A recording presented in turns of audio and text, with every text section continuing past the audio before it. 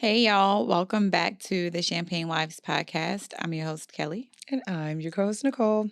Hey, gals. Hi. How are you?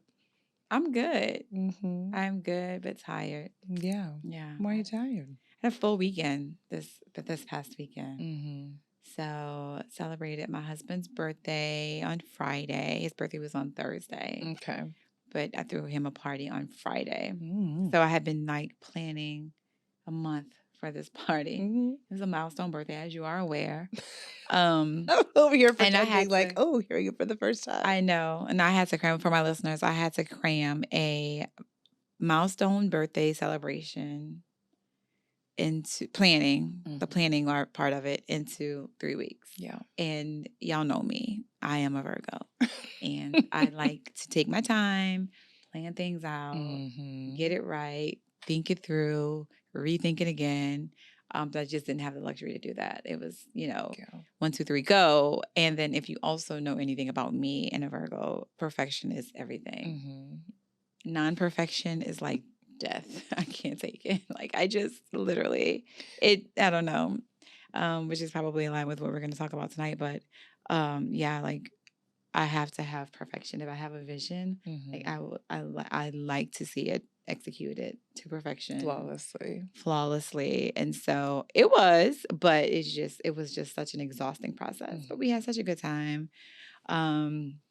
Had so much fun on the night of. You were there. It's a total vibe. And then Saturday after that, I had something else to do. So it was just like back to back long days after coming off of like 3 weeks of just total chaos. Right. The adrenaline. The adrenaline of just, the highs and the lows of planning a party. But thankfully, I had a lot of help. I had a great planner and like people who were able to work with me to execute my vision. So thankful for that. But I'm feeling it today.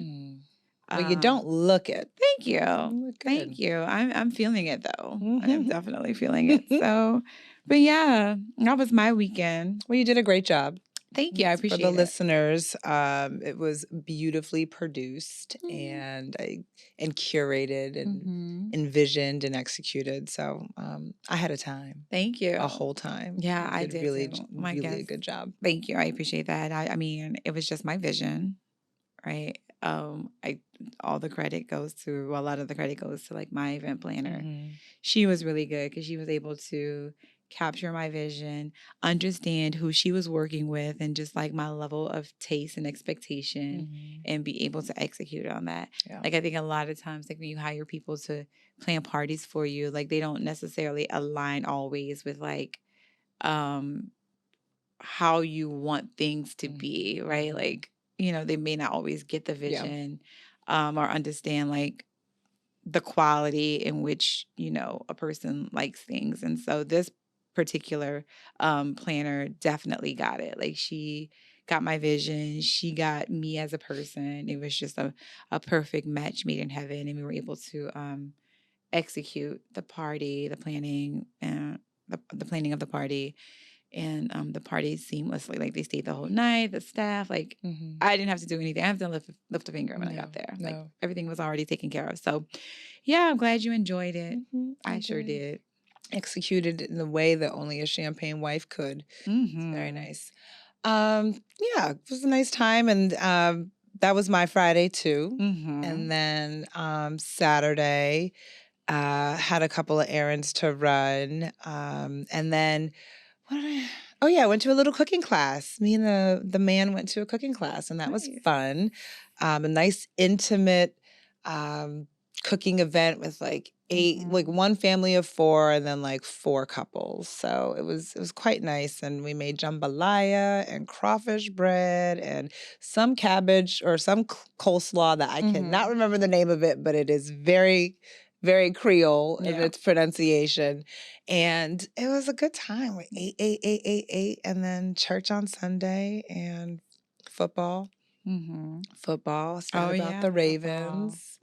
Did you watch it? Did you go somewhere to watch it? Or did you watch at home? I stayed at home. Yeah. Yeah, I stayed at home. Yeah. Sad about the Ravens. Sad about the Lions, too. I actually wanted to see Detroit go to the Super Bowl. So Bummed about that, but I think Super Bowl will be fun. Yeah. Like February, I don't know what day it is, the 9th. I think it's the 9th, yeah. Yeah, so that should be a fun weekend. Somebody said the NFL, that was like the biggest act of racism, now not allowing the Black Baltimore's in the hella Black Detroit Lions go, while Usher performs the halftime. They said that that would have been like the most Black Super Bowl ever. I was like, oh yeah, it was. It didn't even register for me. I did watch the game, the second game, because my brother-in-law is from Detroit, and so he and my sister were like really rooting for it because it's kind of I guess reminiscent of when New Orleans went to the Super Bowl. Like they have that kind of record and just that level of excitement for the city, and being that like I have a connection there now because my brother-in-law is from there. So I was rooting for them, but they did not actually get the dub to say that they were winning. And Detroit is a city that could have used this win. I mean, Detroit has just unfortunately been a city that's like victim to a lot of I don't know, crime, corruption, bad shit. Yeah, and the political space. So, you know, it's a city that like I know a lot of us are always rooting for. Industry is left. And so they could have used this. And I know they were excited because it felt like an infusion. It did. Because people were coming back to the city and stuff like that. So it was kind of like New Orleans again with after Katrina. After Katrina, yeah, with our Super Bowl win. And we actually went to the NFC Championship game because my uncle at the time was a receivers coach, a wide receivers coach. So we were able to get tickets to the NFC game. And it was so, oh my God, like the best time that like I have ever had at a football game. And actually that was back in 2010, I believe. And I had just met my husband, my boyfriend then, and I got him a ticket to go to the NFC Championship with me. I think that's how I secured the It's like, and we've been locked in ever since. What a day. You're like, let me set this standard. Let me set this standard so you can know what you're getting yourself into. Girl, we stayed at a hotel like in the French Quarter, and we went to the game, had great seats, and like he's just the type of person who just kind of immerses himself in New Orleans culture. Either you like get it or you don't. Like there's no in between with like the culture of New Orleans. But he actually ended up really loving the culture and having a good time and feeling right at home. And we partied so hard after they won. So yeah, that's a little fun fact about me. But yeah, they definitely Detroit could have used that momentum, because I'm telling you, when it happened in the city of New Orleans, like it was just, I don't know, so uplifting for the city after like just the hardships that everybody faced following Katrina, like just to have this as like a beacon of like hope and light. And Superdome was just reopened because it was like a shelter for displaced people. The city was on fire, so I hope that Detroit would have had that same feeling. And Katrina happened in what, 2005? 2005, yeah. So it was only 5 years later? Yeah. Wow. Yeah. Yep, 5 years later. Yeah. Well, today we are going to talk about the art of detachment. Yeah. And the title was originally Mastering the Art of Detachment, but I can't sit here and say that I have mastered it. Mastered, right? So I'm just going to talk about the art of detachment from my vantage point. I think attachment is, I know attachment is a trend, a topic that has been talked about on TikTok, Instagram for years now. Attachment? Like attachment, like whether it's like what's your attachment style? Like, are you too attached to a person? Yeah. Are you too attached to a thing? Yeah. How to get someone to attach to you. Right. Yeah. And the other side of it. Right. Yeah. And it doesn't always have to be to a person. It could just be that you're way too attached to the way in which you do things, and you're not willing to think about how other people might recommend that things get done. So attachment comes in a lot of shapes, sizes, and colors. Right. And so not that we have personally had anything that we've been like super attached to recently that like created the need for us to talk about this, but it's just out there and we haven't talked about it yet. So why not talk about it? Yeah. So attachment, how does that show up for you?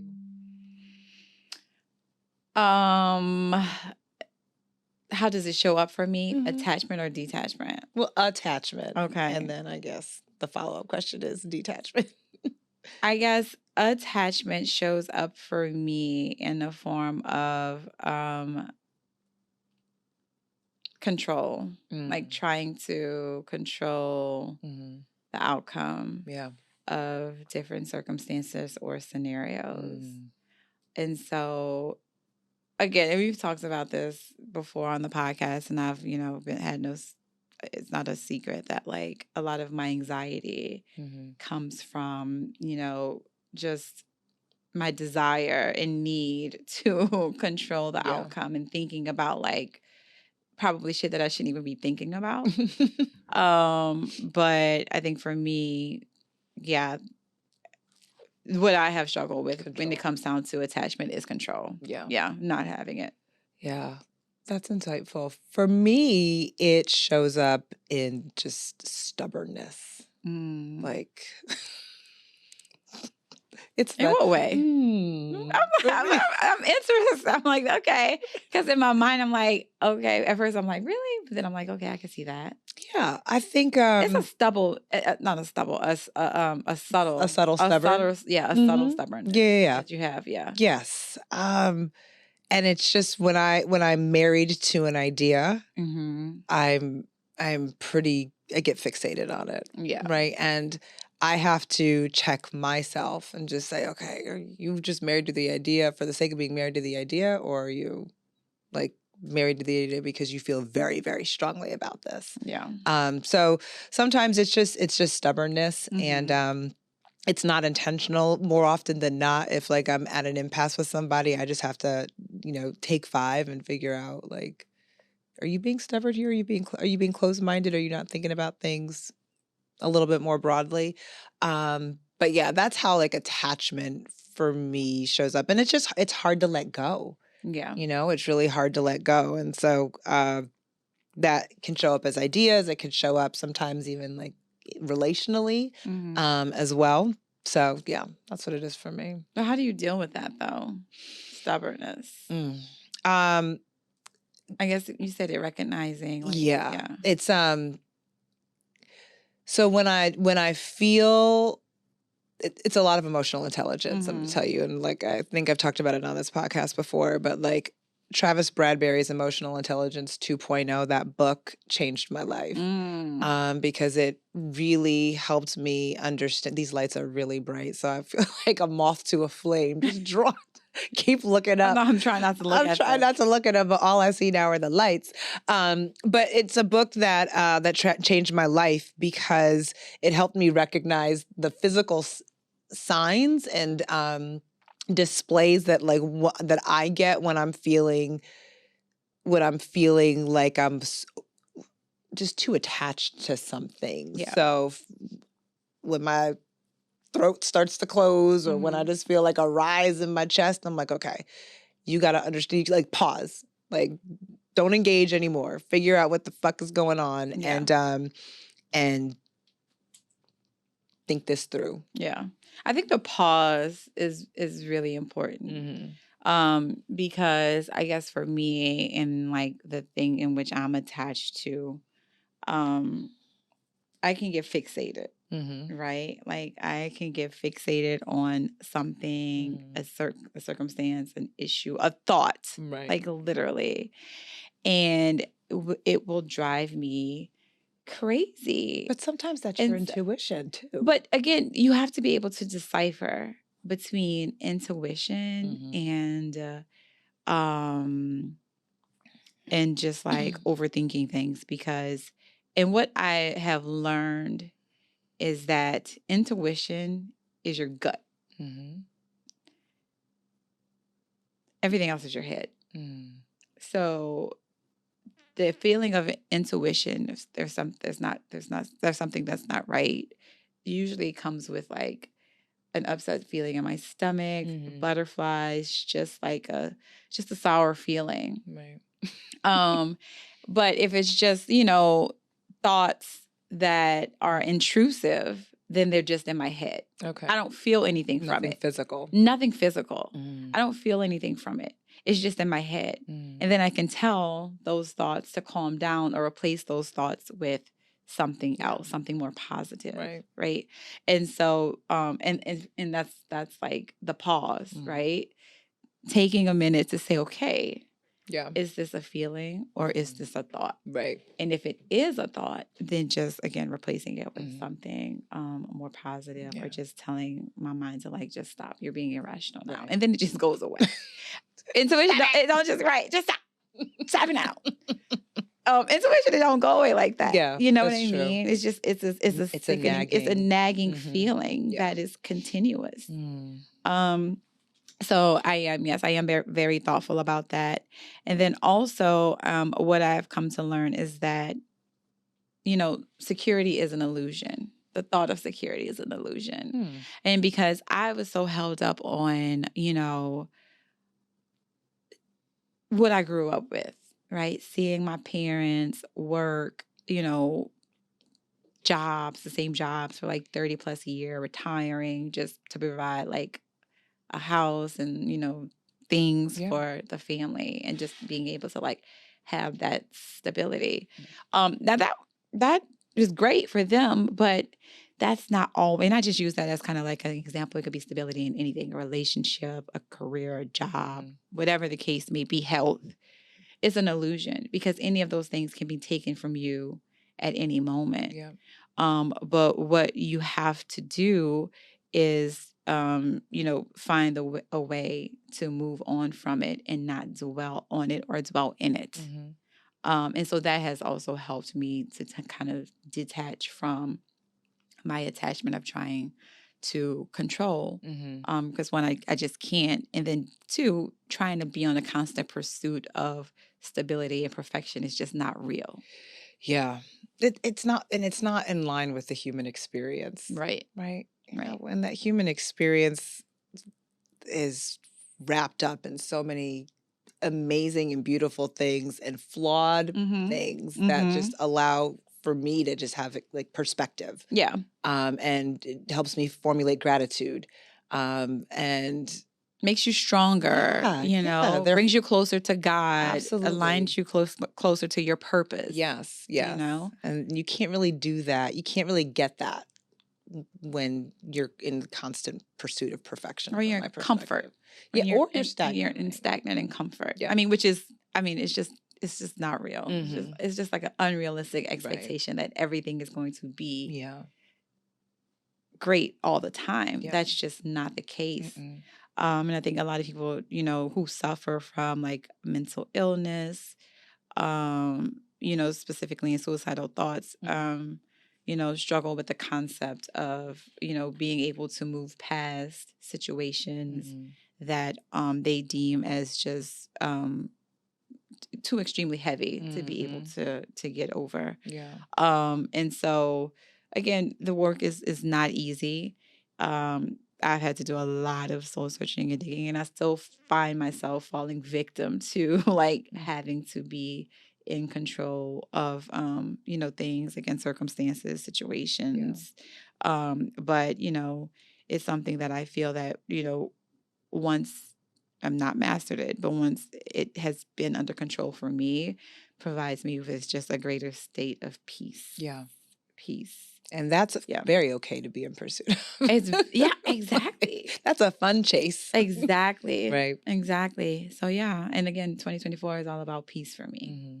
Peace, peace for me. And then, we've already talked about, just coping mechanisms of kind of just when things don't work out in your favor, right? Looking at, again, the good of it. What can we take from a positive aspect of what has happened to us? What is the lesson in that, right? So not to say, again, feel it. Go through your process. Emotions, emote, but don't stay there. Yeah. And it's hard. I mean, so moment of vulnerability, right? I had a situation that I was going through with a person, and you made me think of this when you said don't stay in it, but like allow yourself to go through the feelings. And it didn't play out the way that I wanted it to play out. And I was attached, and then when I had to become violently unattached, not violently, but just like unattached and abruptly. You know what? Got you. Just like abruptly detached. It was hard. It was hard. Like I couldn't get out of bed. I lost weight. The good sis was like, eyes. Right. Are you okay over there? Over there? Hooty-hoo. Right. From across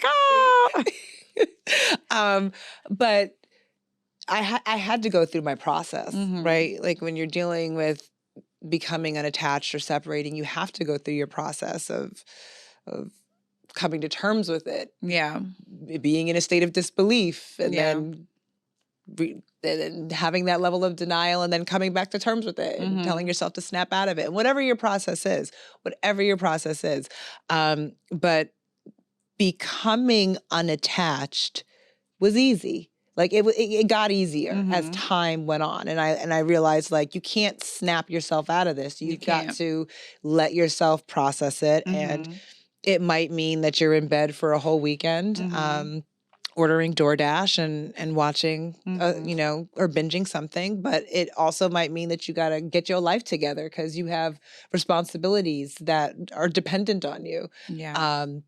And both absolutely happened to be the case for me. But in needing to detach, I had to do some work to understand like what's really at the root of like this feeling. And it was the abandonment piece. We talk about, fear of abandonment. That surfaced heavily. It was the I can't control this situation. It's the I had a plan, I had a vision, things were going to play out the way that, I had thought that they were going to play out, and they didn't, in coming to terms with that. Yeah. But time was the best healer. Time was the best healer. And a bitch got out of it. Yeah. A bitch got out of it. Yeah. And fill your time too with like other things. Yes. So yeah, okay, you may be sad or, going through the motions with whatever the situation is, but, find time in those moments to also be doing something for yourself. Yes. Whether it be reading a book, whether it be like taking inventory of the situation, like name all the positives and name all the negatives about the particular situation. I know it helps, at least for me, to see it like on something tangible, right? To get the thoughts out of your head and to put them on paper so that you can see them, go back, reference them, and then just clear your mind of all like the thoughts that are going through your head. And just really try to focus in on that time on how to kind of refill your spirit with the good things that will help comfort you and, essentially help with your growth on the other side of whatever the situation is that you're going through. Yeah.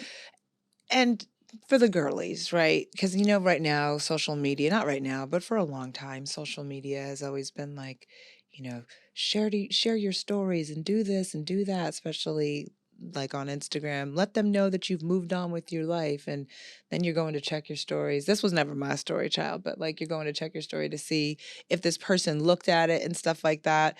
Because that was in my algorithm too for a little bit, and I was like, that's not detaching. No. That's showing heavy signs of attachment. Yeah. That is still. Right. Yeah. So I think it is important to do exactly what you suggested, but don't do it so that you can prove to somebody that you have moved on. Because if you're doing it with that intent, you haven't moved on, and you're still demonstrating forms of attachment. That's an illusion. Yeah. Yeah. Yeah. And so whether it's massages, whether it's going for a walk, like for me, it's always about putting myself in nature. Always about putting myself in nature. So when I can do that, it's grounding. And it reminds me that like whatever it is that I'm going through, whether it was a breakup in the past, or whether it's, something that pissed me off at work, very small in the grand scheme of things. Yeah. Especially when you go outside and you realize, like, this is a big ass world. Yeah. You know what they say, out of sight, out of mind. Like, if you, in relationships in particular, if that is the one thing that you're trying to detach from, a person or a relationship, then checking to see if they're liking your stuff is definitely not a healthy way to detach. And actually now you can mute them, I mean, block numbers, like there's so many ways that you can help, not to say that it'll detach you, but it will physically detach you from seeing like what this person is doing, or from this person popping up on your phone or on your social media page. So I think that's a good call, because again, if you are at a point where you're ready to unattach yourself from a person or a situation, then that saying always comes to mind: out of sight, out of mind. It's harder to detach if you're constantly seeking this person out or seeing this person while you're trying to go through your process. Yeah. Establish that boundary, because once you establish that boundary, every time you enforce it, you feel a little bit more empowered. Yeah. And that for me has, I don't know, that's always felt good, right? Yeah. When I've like reclaimed my power, because when I feel overly attached to anything or anyone, I feel powerless. Yeah. Like I don't feel in control of myself, right? Like I feel like my movements are dictated by who, what, where, when, why. Yeah. And not like I'm not the maker of my own situation. Yeah. So. And that's a very uncomfortable and vulnerable state to be in. Yeah. I don't like that At all. We're seeing that play out right now in the news with Meg and Nicki Minaj. I know. Like, you say your piece and then you move on, right? Like, it's just, I think it's a clear case example of, just kind of saying what you have to say in a situation, letting your feelings be known, and then kind of removing yourself from the situation so that someone cannot, with their emotions, control how you respond, right? And I think, that situation to me is just a clear case of it. And even I think Megan said, like on an interview or something like that, like, I said what I said, I put that out, and then I'm not on social media. Like, I haven't checked social media since all this has happened. Granted, I'm sure it's getting back to her, but she's not obsessing, according to her, over like what Nikki's response is or what the people are saying. Like, she's like, I'm going to take a nap. Night night. There you go, night night. Like, I've said what I had to say. Right. Now removing myself and like kind of let the chips fall where they may. But that is so true. Like, just having or allowing someone to be able to kind of fiddle you, play you like a little puppet, girl. Your emotions is like the worst feeling ever. Like, I'm just thinking of like the little, the marionette and the puppet. The puppeteer. Yeah, the little puppeteer that you're just carrying like that. And Yeah. it's just like, it's so easy to get caught up in that because like, ooh, I want to have control. I want to have the last word. I want to control what this person does. I want to, control how this outcome goes.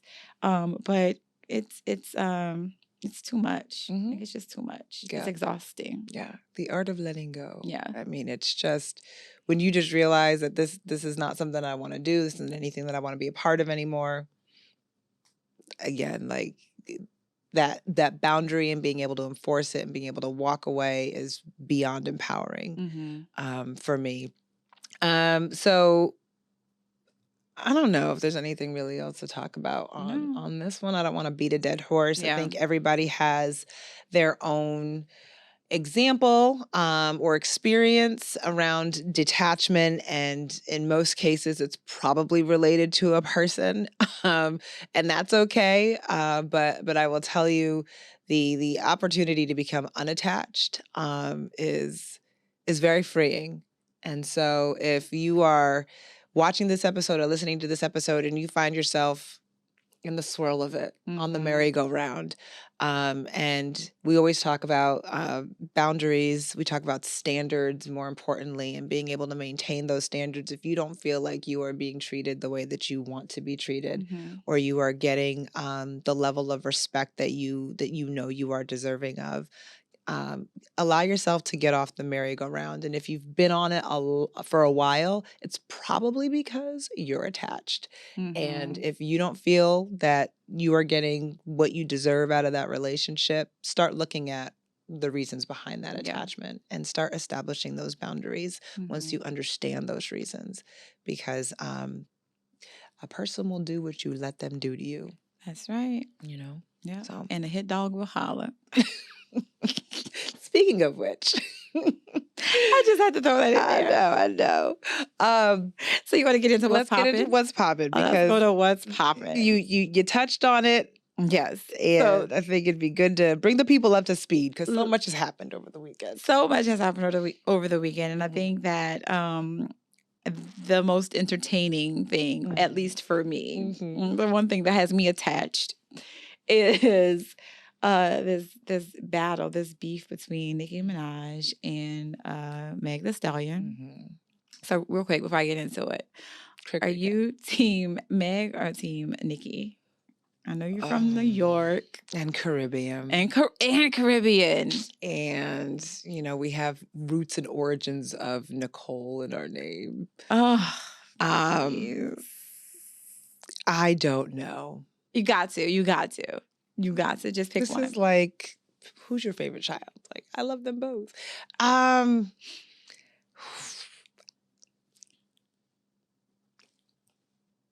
Let me make it easier for you. At this moment, who do you think has won this battle? Oh, okay. In this moment, I'm Team Meg. Okay. Team Meg. Okay. But if you're asking me if I had to choose, it would be Nicki just for a lot of reasons. But right now, I don't understand. Like, this Nicki, I don't get. I don't know. Really? This Onika, I don't understand. I feel like this has always been her. I'm Team Meg. I really do like Megan. Like, I do like her. I really, you know, I do. Because every time she dropped music, I'm sending it to her like, girl, look at this. I'm like, God, this bitch spitting.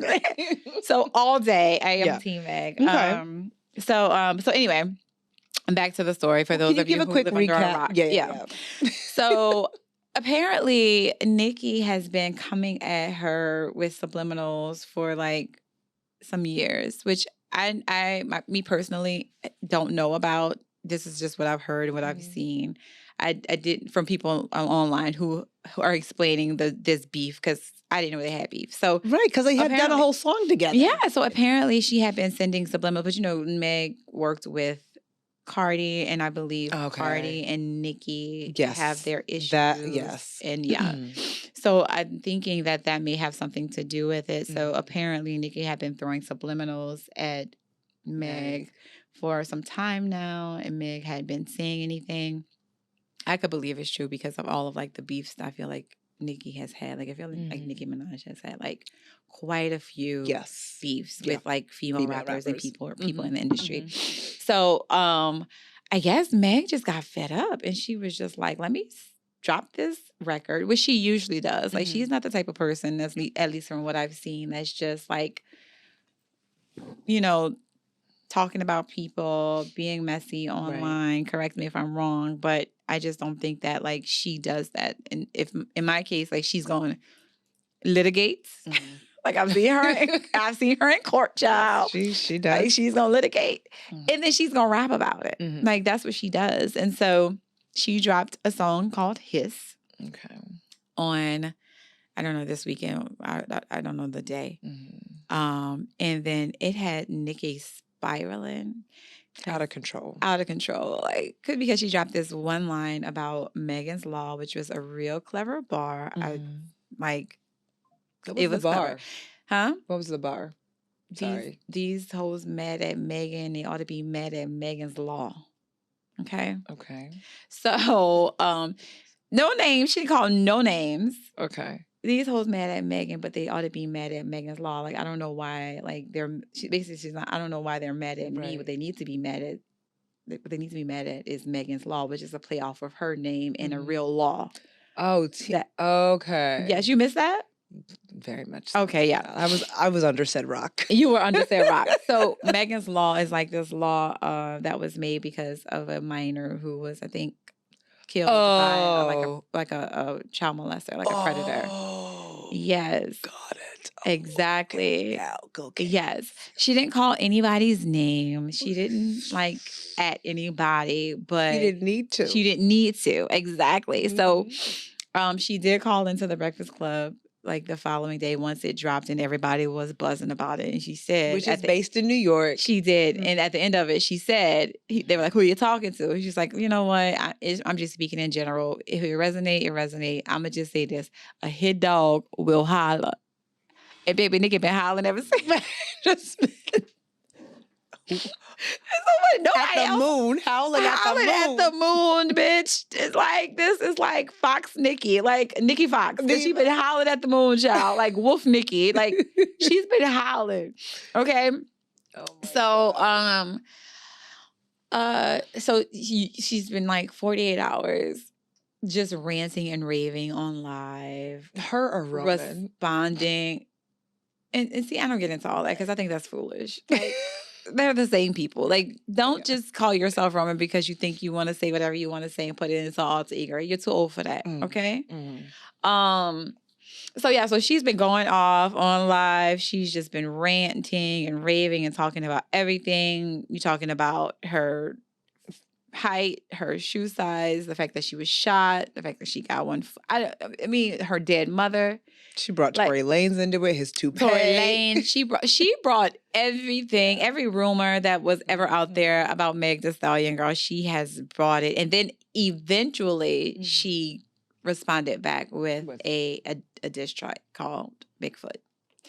So I just the title of it.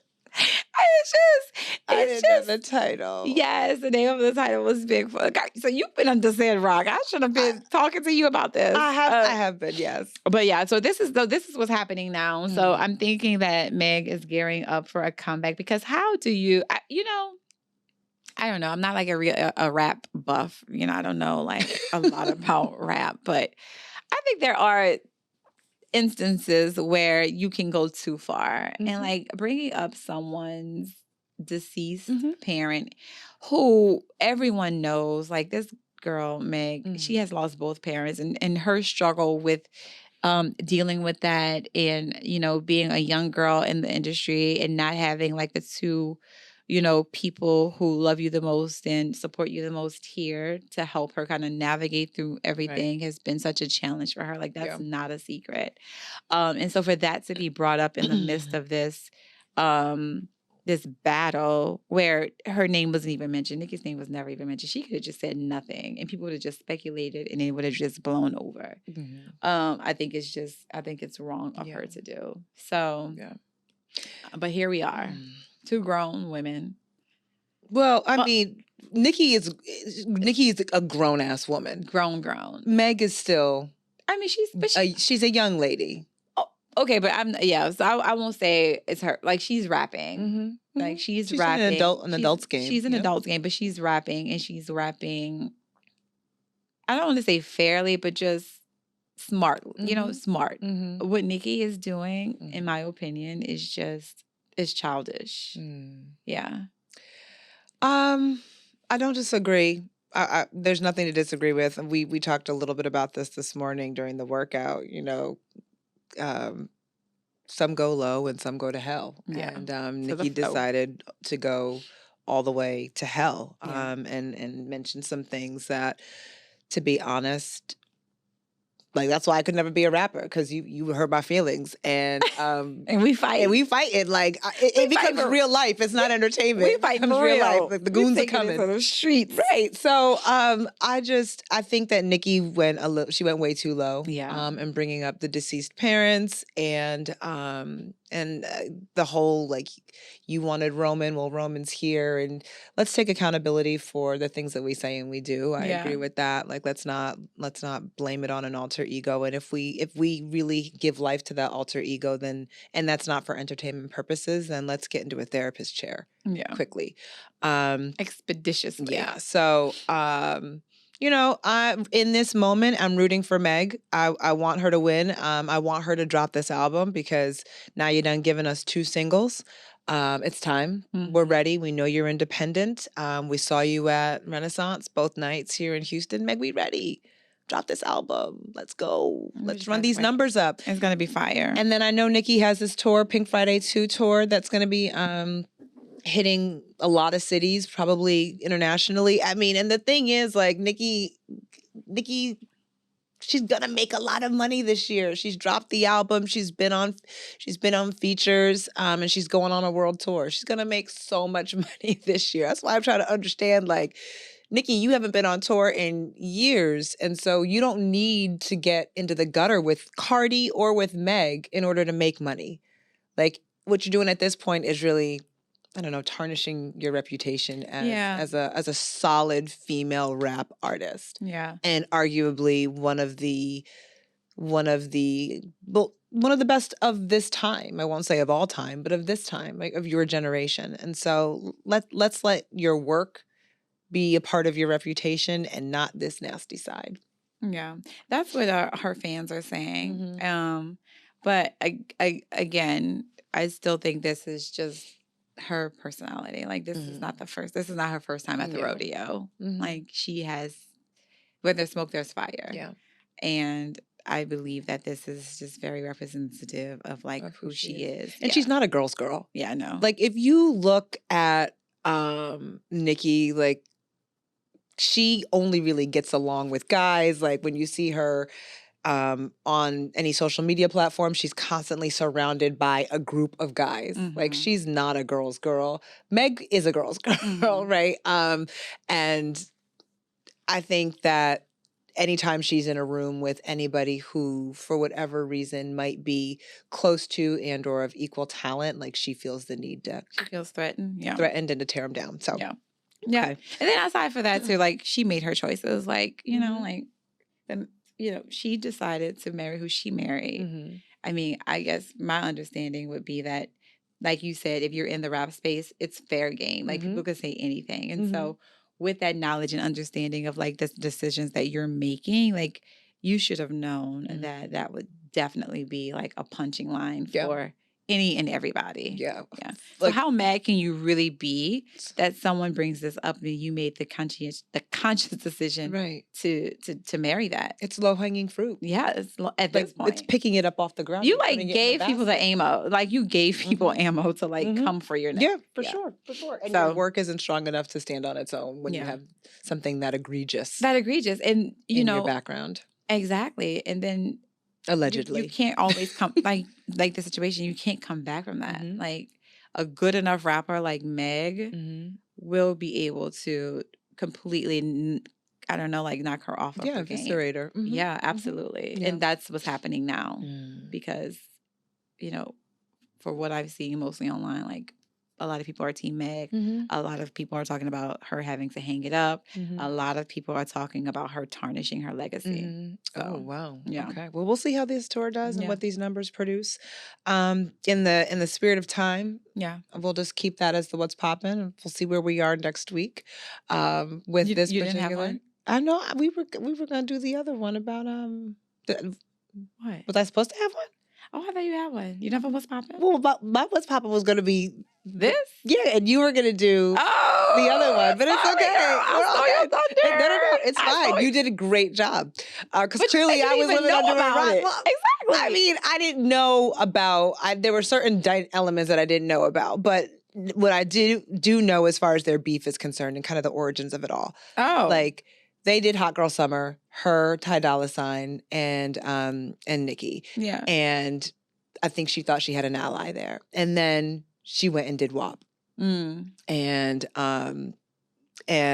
I think Nicki felt like Meg chose sides because she was sleeping with the enemy, messing with the ops. So yeah, that is kind of what, and I do believe that Nicki and Tory had a relationship, not a physical relationship, but a friendship. Oh, like, right? cool, they were cool, right? And so, you know, the industry chose sides, right? Either you were Team Meg or you were Team Tory, and I think there was enough for the scales, for the scales to tip for Nicki there. So, okay. So yeah, so. A lot of exciting things on the horizon. We're really excited. We are really excited. And then we need to mention too, I'm sorry, we would be remiss to not mention the fact that we are not drinking champagne yeah. tonight. So, like I said at the beginning, I had like a really full weekend, and I really don't feel like drinking tonight. And so neither does my liver, actually. I'm going to detach myself from the notion that every time we sit here in these chairs, we have to have champagne and a drink in our hand. We are still the Champagne Wives podcast, child. But we don't always have to have champagne while we are recording. So I just wanted to mention Newsflash, because but you know, there have been times where I'm like, Nicole, I really don't want to drink. She was like, you got to. It's Champagne Wives I'm podcast. a pusher, child. Like, but I'm like, girl, look, we don't have to. We're still the Champagne Wives podcast. And we still live a champagne lifestyle. And that's what we aspire to in all facets, right? But today I just did not feel like it, girl. I just could not stand the taste of alcohol in my system today. Yeah, I wasn't to that point, but I do understand. I definitely understand some days. Well, you went along with it really well. Like, I mean, I was just like, I don't feel like drinking tonight. You had no rebuttal. No. Just like, okay. No problem. Yeah. Like, I have... See, that's you detaching from that stubbornness. Bringing it full circle.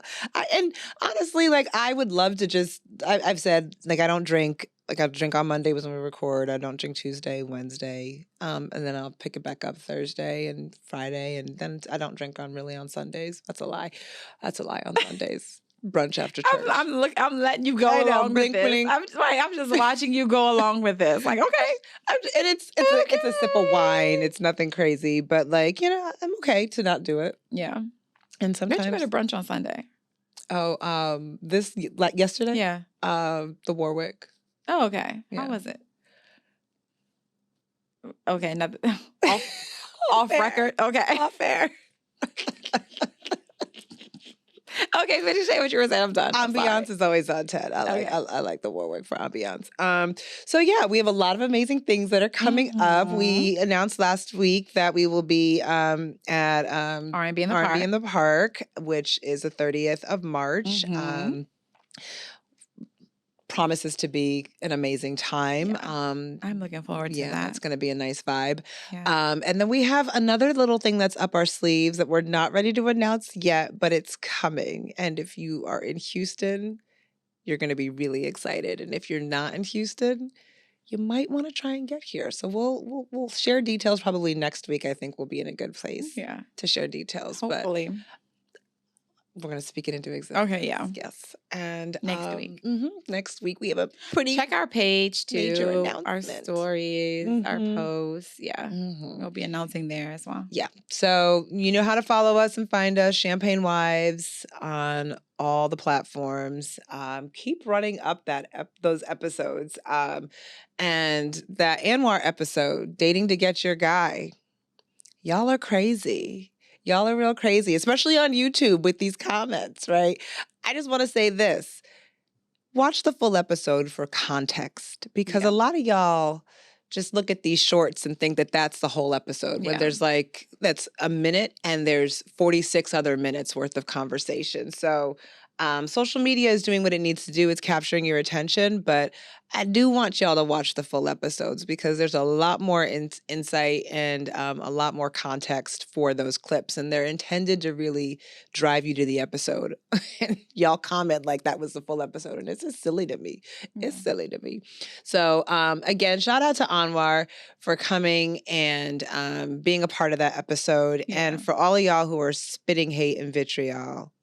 F you. Just stop. Because we don't do that. We don't do that here. Yeah. And I don't see it. I detach. I'm like Meg. I drop it and then I let it go. Nicole follows up on like our, I track the metrics. I look at the data. Exactly, and the data. And so I have not seen, what she's seen. But I heard about it, and just like, encourage people to listen to the whole episode. The snippets are just to grab people's attentions with the hopes that you all will go in and listen. If you know anything about us, most of our content is positive. We don't, bash anybody, and we don't act like, we're experts. We try to just provide a different perspective that may be useful to our listeners. If it doesn't apply to you, just move on. Yeah. Perfectly stated. Anyway, thanks y'all for listening and watching. And we'll see you next week. Same time, same place. Bye, y'all. Bye.